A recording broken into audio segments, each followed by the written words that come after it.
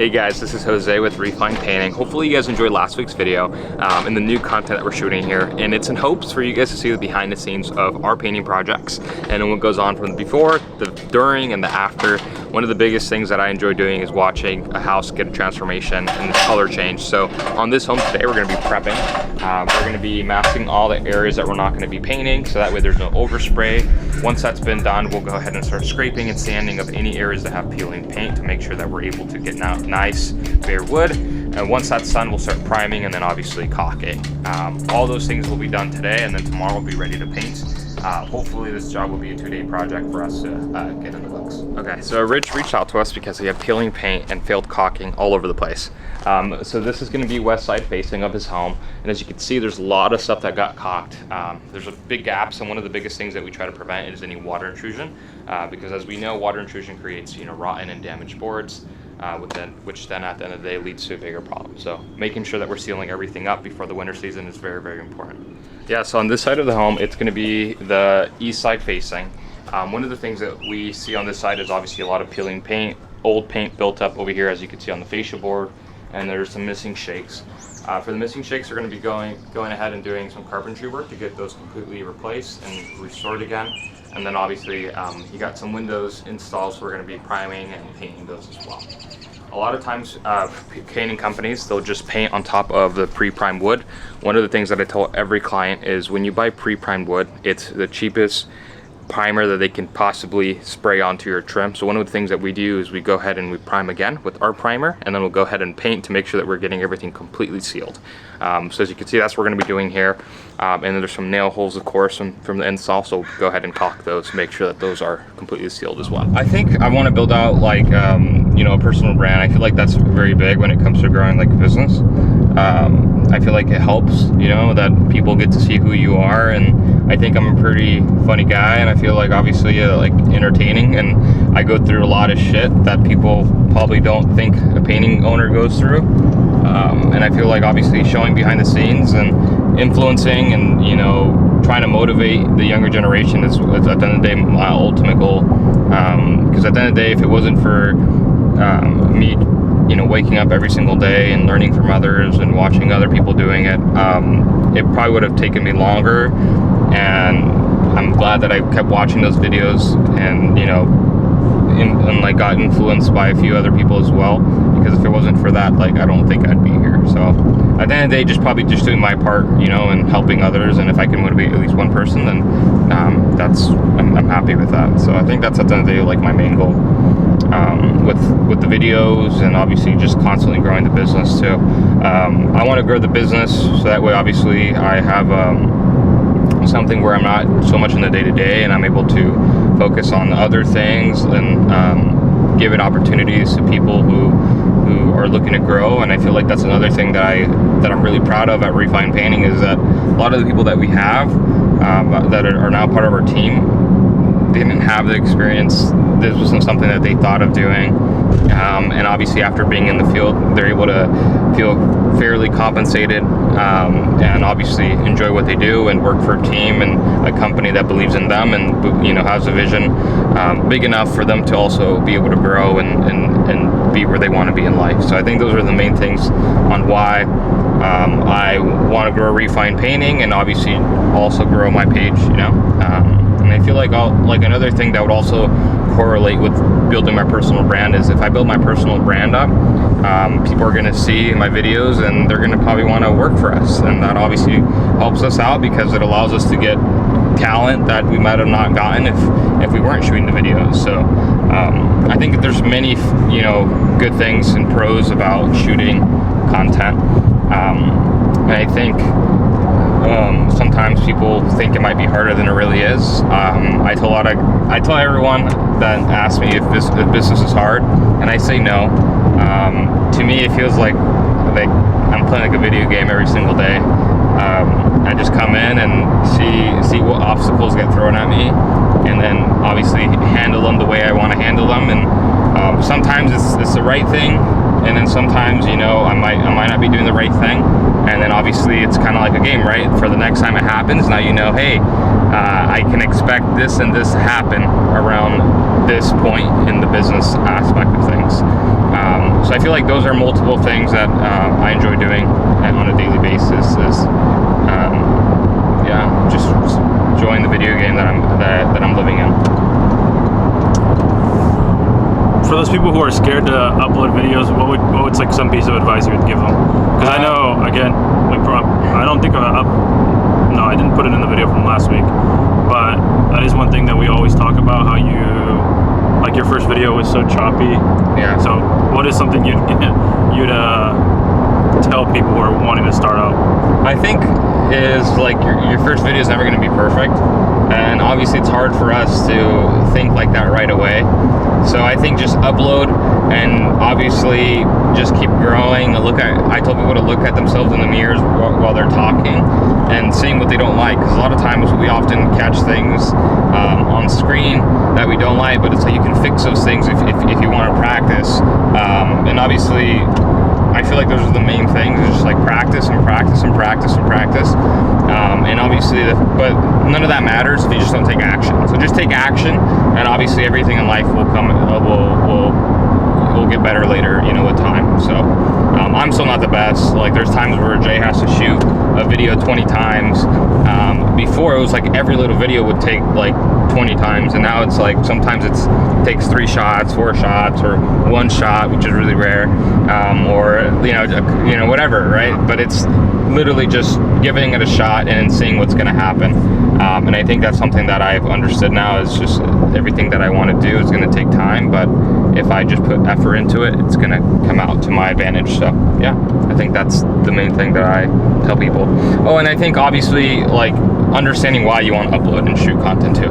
I feel like if you don't have a meaning behind it, you just want to shoot content to shoot content, then obviously that's also going to slow you down. So understand what the goal is, and obviously make sure that your goal aligns with that, or your actions align with your goal. Sorry. All right, to follow up with that question, so I think what you said at the end, I think that what stops people from making content is I think it's a time waster, and they don't see no value in it. So have you been able to track from your videos how much you've gotten in return? Is there like a clear number, or is it just? I think it's like a range. I don't know exactly how much money exactly to the penny, but definitely gotten a lot of people reaching out to us in regards to the video. Like we just did I did an estimate over the weekend for someone who wanted us to come out, and that was like an $8,000 project, which for some people it's not a lot, and it's not, compared to some of our other projects. But it's like it's $8,000 that we were able to gain because of the fact that I shot a 20-second, 30-second video.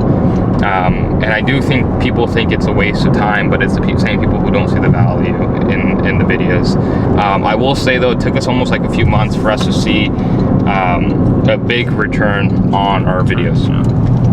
So I think that's one of the other things, is just keep shooting, and obviously it costs money unless you do it yourself. You edit and shoot the video content yourself. But for me, I'm not the best when it comes to that stuff, so I just reached out to Jay, and he has helped me out.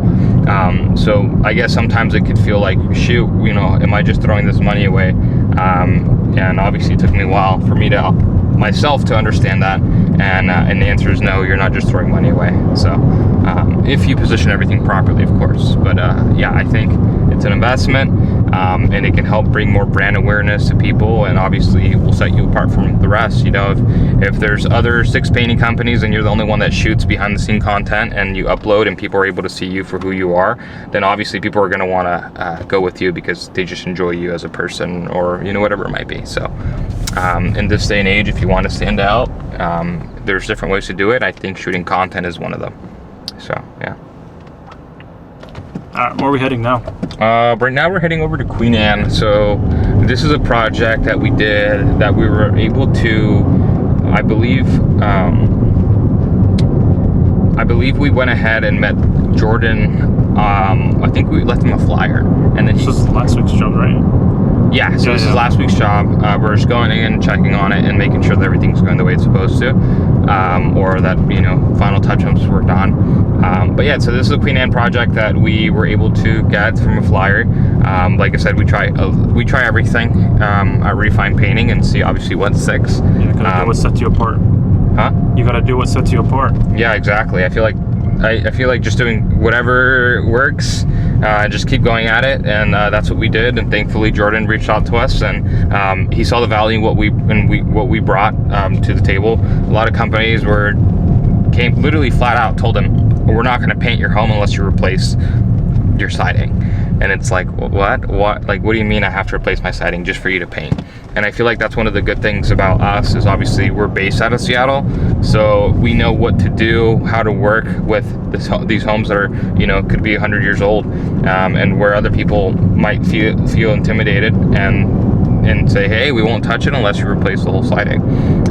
In reality, the wood that's on his home, it's the old beautiful cedar siding, so that stuff is going to last more than anything out there nowadays. So for me, we came in, I told him, hey, Jordan, let's not replace anything that doesn't need to be replaced, and then let's restore it as much as we're able to restore it, and then let's get it ready for paint and for the beautiful transformation. So hopefully you guys saw that transformation. We went from a white, like a grayish silver white, to a nice bright white with black trim.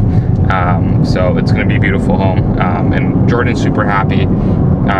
He's excited that he found us because we were like the last estimate that he got, and I'm glad that we were able to kind of connect and work on this project together. So I think that's one of the beautiful things about painting, is making sure that's another thing. Sorry, I'll get into that. Painting is one of the most beautiful things, and it's because you get satisfaction out of painting. Like with an HVAC or plumbing, like yes, you need your water, you need an AC, but those aren't things that you like really like see or make you feel like, I don't know. I just feel like for painting, when you paint, you can see a transformation and it changes the look of your home, and it just makes you feel like you have a new home again. And I feel like if you excuse me, if you do like plumbing, let's say you fix like a pipe, it's like you never see the pipe, you know. So it's like you don't really get much satisfaction from just getting water again, or you know, whatever it might be. So that's one of the beauties behind, I think, painting, is just seeing the smile on their face once you're done with their project. Because some people get grandfathered into their colors. You know, they buy a home, and you know, it might be, and it's expensive to paint, so obviously they deal with it for a little bit, but at some point they want to paint and transform their home and make it their own.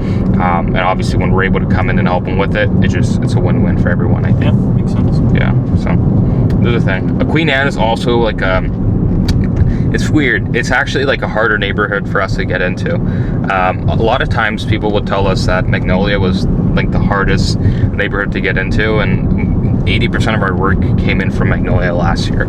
So it's like, it's funny how that works. And for us though, we had a harder time getting into Queen Anne. So it's just interesting how everybody's journey is a little bit different. But I'm glad that we were able now to get a few more jobs in Queen Anne, and obviously let neighboring homeowners know that we're here, and obviously when they walk by, they'll see our beautiful work and give us a call. I think last week we did get a call from someone, I think one of Jordan's neighbors, and obviously, like I tell everybody, guys, just do a good job, show up on time, do exactly what you said you're gonna do, and it goes a long ways, and people really appreciate it, and they'll keep referring you. And at the end of the day, repeat and referral clients are always going to be some of the best clients to work with. So if you can get referred, and you know, to as many people as possible, it's a good thing.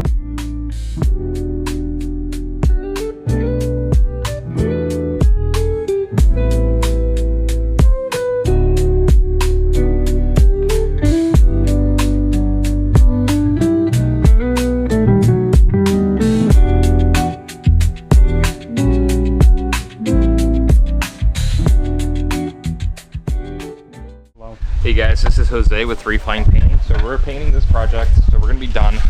This was a week and a half project. It was a lot of restoration. It needed to be done on the window frames, door frames, and making sure that we got everything completed. We did back rolling on this thick grain siding that you can see here. When a lot of painters will do those, they'll just spray and think that's enough. But on this job, you want to make sure that you're going to go ahead and back roll to make sure it gets into the pores of the wood. Oftentimes, homeowners tend to forget that when you spray, the paint just sits on the top of the pores like this, the wood pores. But when you back roll it, you're getting inside, which is what we want to make sure that we're getting as much durability as possible from your home. So yeah, that's what we did. Hey guys, this is Jose, proud owner of Refine Painting. As you can see, we already started spraying this side of Ben's home. Guys, this is Jose, proud owner of Refine Painting, and as you can see, we're here in Magnolia this morning. So Ben reached out to us. If you guys see our videos on Instagram or Facebook, that's one of the things that I do is like just take a quick 15-20 second video and share with you guys where we are at a project. And obviously, if you guys need any painting work, we're here to help and obviously get you guys on the calendar as well.